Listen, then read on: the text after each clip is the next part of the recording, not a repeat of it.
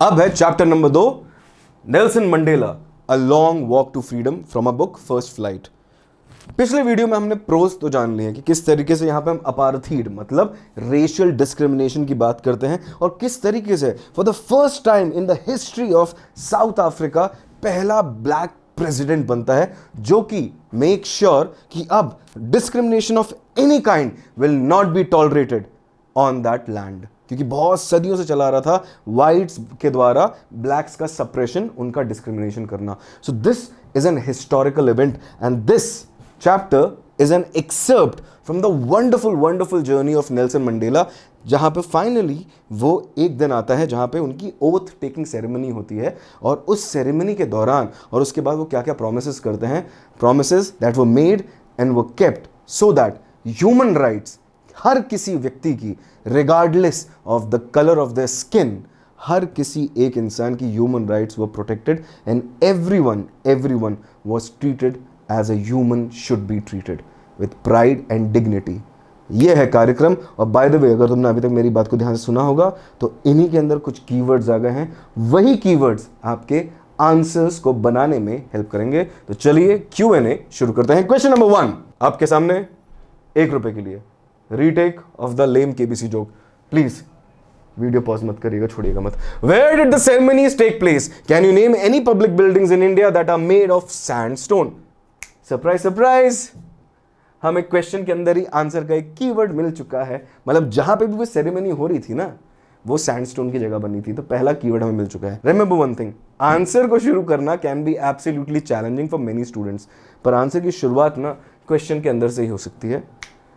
The ceremonies took place in the lovely sandstone amphitheater formed by the Union buildings in Pretoria, which were attended by dignitaries and world leaders of several nations.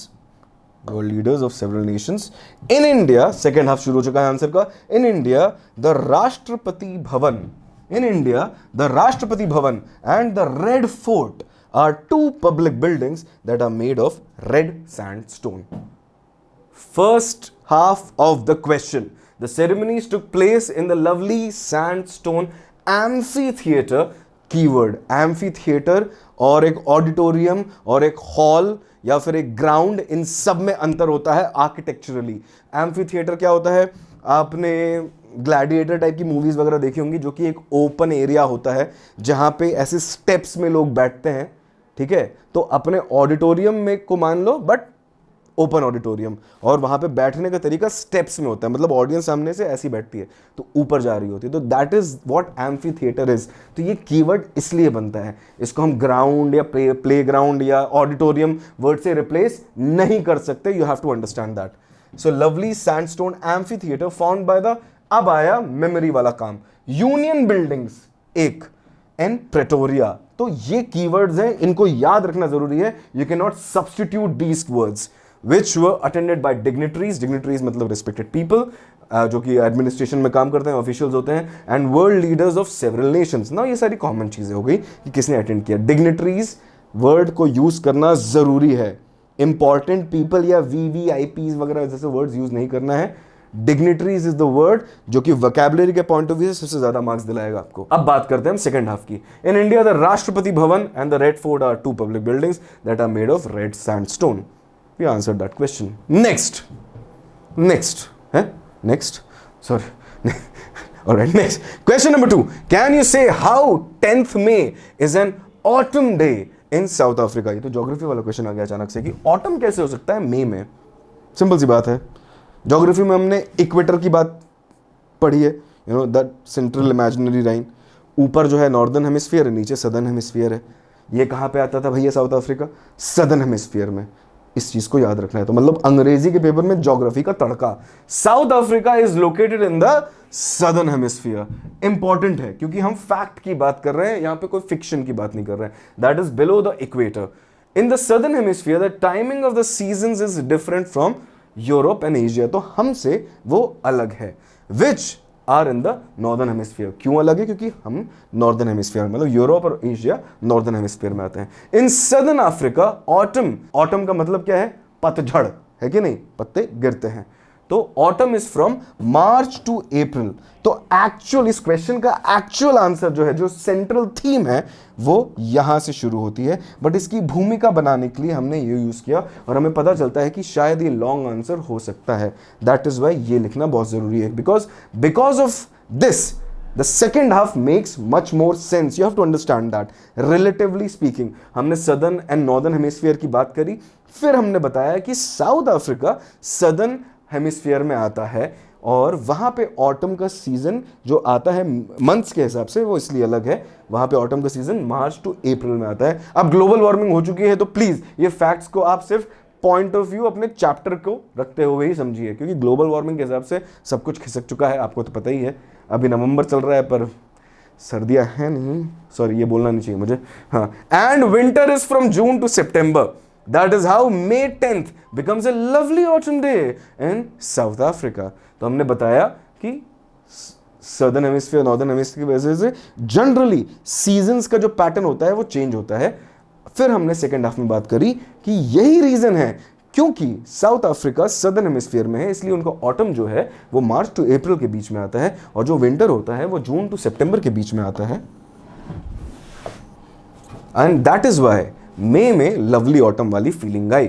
ठीक है, next question number 3। At the beginning of his speech Mandela mentions N extraordinary human disaster. What does he mean by this? What is the glorious human achievement he speaks of at the end? तो glorious human achievement and extraordinary human disaster, मतलब दो contradictory ideas, दो एकदम opposite ideas को mention करते हैं वो अपनी speech के दौरान, एक first half of the speech में और एक by the end of his speech. What is it? An extraordinary human disaster means that the native Africans and the colored people had to suffer a lot due to discrimination. तो extraordinary disaster is discrimination, keyword could be apartheid, ठीक है, done by the British government. तो ये हुआ first half of the question का answer. अब second half, discrimination अगर disaster है तो उसके ऊपर कार्रवाई की जाना, मतलब the elimination of discrimination will be glorious human achievement। सिर्फ इतना याद रखना। It was a glorious achievement not only for the Africans but also for the people around the world that a colored person became the president after the country was exploited for many years. In South Africa, the government ensured liberty not only to the black citizens but also to the whites. So, extraordinary disaster था discrimination, racial discrimination. These are the keywords. यही keywords हैं। Apartheid और glorious human achievement क्या था? The eradication of apartheid या फिर the eradication of racial discrimination and making sure that such kind of discrimination would never happen regardless of the color of your skin, सफेद हो या काले हो, regardless of that, ऐसा discrimination साउथ अफ्रीका की धरती पे कभी नहीं होगा। That was the glorious human achievement. ये पूरी थीम है चैप्टर की, so nothing to be surprised about it. Question number 4. What does Mandela thank the international leaders for? क्यों थैंक यू बोल रहे हैं इंटरनेशनल लीडर्स को? Answer, while addressing everyone in a speech, Mandela thanked all the international leaders who came to witness this glorious moment. अब glorious moment क्या है? उनकी oath taking ceremony. For the first time in the history of South Africa, a black president was going to take that position as the head of the state. That was absolutely glorious. एक बहुत ही historical moment था. He felt privileged to gather international support for his country. तो privilege क्या थी? That he gathered, he collected, you know, he attracted such international support for his country. कि कोई भी बड़ी चीज होती है ना, तो जब बड़े लोग देखते हैं ना तो वो बड़ी चीज और बड़ी हो जाती है। It magnifies the importance of such momentous occasions. It also helped him bring to light the issues that Africans faced at the hands of the Britishers. Helped him to bring to light the issues. Now, Mandela Sahab used this stage, this opportunity to talk about all the mishaps that the people of South Africa had to face. और ये सारी चीजें उनको एक global platform पे सबके सामने बात करने का उनको मौका मिला था इस पूरे इवेंट के दौरान। Mandela becoming the president of Africa was not only their victory but the victory of justice. Keywords, justice, peace and human rights across the globe, across the world. ये तीन keywords इस क्वेश्चन के answer में आना अनिवार्य है। absolutely pivotal to the integrity of this question. Justice, peace and human rights. Discrimination of apartheid का मतलब ही यह है, ये पूरे स्ट्रगल का पार्ट था. Question number 5. What ideals does he set out for the future of South Africa? तो क्या आइडियल्स थे, क्या आइडियाज थे जिनको वो चाहते थे कि यार this should be the core belief system of our country? Answer, Mandela wanted to work for the upliftment of everyone. Important, सबको एम्पावर करने की इच्छा थी, सबको अपलिफ्ट करने की इच्छा थी. अपलिफ्ट मतलब एम्पावर करना लोगों को. He tried to address the final details that would make Africa a progressing nation in the long run. तो फ्यूचर की बात कर रहे हैं. ऑफ कोर्स अभी छुटकारा मिला है अपार्थीड से, तो अगले दिन थोड़ी ना हो जाएंगे वो एकदम डेवलप्ड कंट्री. तो फ्यूचर के लिए एक फाउंडेशन को बनाने की कोशिश कर रहे हो, और यही चीज फैंसी तरीके से इस लाइन में लिखी हुई है. He focused on the alleviation of poverty, मतलब एराडिकेशन या रिमूवल ऑफ पॉवर्टी. तो एक हमें अब कीवर्ड्स मिलने लगे, alleviation of poverty and suffering. तो suffering of any type and alleviation of poverty in specific. तो गरीबी हटाना और किसी भी तरीके की सफरिंग, हेल्थ केयर से रिलेटेड हो, एजुकेशन से रिलेटेड हो, you can use these words. तो ये सारी चीजों को हटाना बहुत जरूरी है.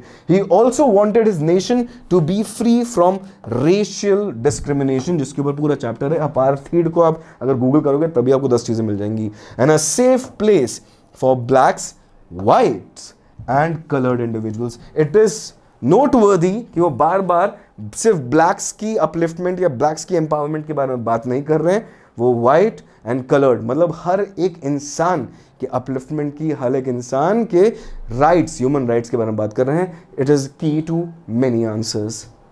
समझ में आया होगा, I am sure. Question number 6. What do the military journals do? How has their attitude changed and why? Very interesting. If you remember the chapter तो तुम्हें समझ में आएगा कि एक समय पे वो सोल्जर्स जो कि पकड़ पकड़ के जेल में डाल रहे थे, आज वही उन्हें सलाम ठोक रहे हैं. तो यू नो रिवेंज नहीं, एक्चुअली मंडेला साहब की फीलिंग्स नहीं, मेरी फीलिंग्स है. Revenge is best served cold. So let's see what the military generals did. The military earlier arrested and disrespected the blacks. तो हमें बताना पड़ेगा what did they do before and what are they doing now since Mandela Sahab has been elected the president of South Africa. But after Mandela became the president of South Africa, the highest military journals of South Africa saluted Mandela and pledged their loyalty towards the emerging Africa. So the tables have turned. यही बता रहे हैं बहुत ही प्यार से. Euphemism बोलते हैं इसको. यूफेमिज्म मतलब मीठी छुरी. अच्छे से बता रहे हैं कि अच्छा बेटा अपना टाइम आ चुका है. तो मंडेला साहब का टाइम आया. They saluted and pledged their loyalty. बहुत इंपॉर्टेंट है ये वाला हमारा clause. Pledged their loyalty. It's very important. पूरे क्वेश्चन को हमें बताने की जरूरत पड़ेगी क्योंकि लॉयल्टीज जैसी बदली, क्योंकि एडमिनिस्ट्रेशन में मंडेला साहब आए, लॉयल्टीज चेंज हो गई. मतलब आपको याद होगी वो ब्लैक पैंथर वाली मूवी कि जैसे ही अनफॉर्चुनेटली हमारा जो दूसरा वाला प्रोटैगनिस्ट होता है, कौन होता है उसका विलन? ब्लैक पैंथर में विलन कौन होता है? कमेंट्स में लिख के बताइएगा ब्लैक पैंथर में विलन कौन होता है. जैसे ही वो एक गलती से जीत जाता है टीचाला के साथ, जो उसकी क्या बोलते हैं लड़ाई हो रही होती है फॉर द थ्रोन, टीचाला तो गिर जाता है अपना ब्लैक पैंथर, मरता नहीं है, उसको पता नहीं होता है. Then he becomes the king. तो लॉयल्टीज बहुत सारे लोगों की शिफ्ट हो जाती है, बट एक की शिफ्ट नहीं होती है जो उनकी हेड होती है. उनका नाम भी याद नहीं आ रहा, कमेंट्स में लिख के बता देना. तो ब्लैक पैंथर की कहानी यहाँ पे मंडेला साहब की ज़बानी. तो ये तो हो गए 6 प्रश्न. और भी अभी बहुत सारे प्रश्न बचे हैं, पर मैंने सोचा कि और कितना देर झेलोगे मुझे. सो प्लीज़ यहाँ पे इस वीडियो को विराम देते हैं. We will see you in the next video with the reminder of the questions from this chapter. So stay tuned. और 15 मिनट के ब्रेक के बाद शुरू करना अगला वाला video. Why? Because it's all in the mind. See you there. Bye.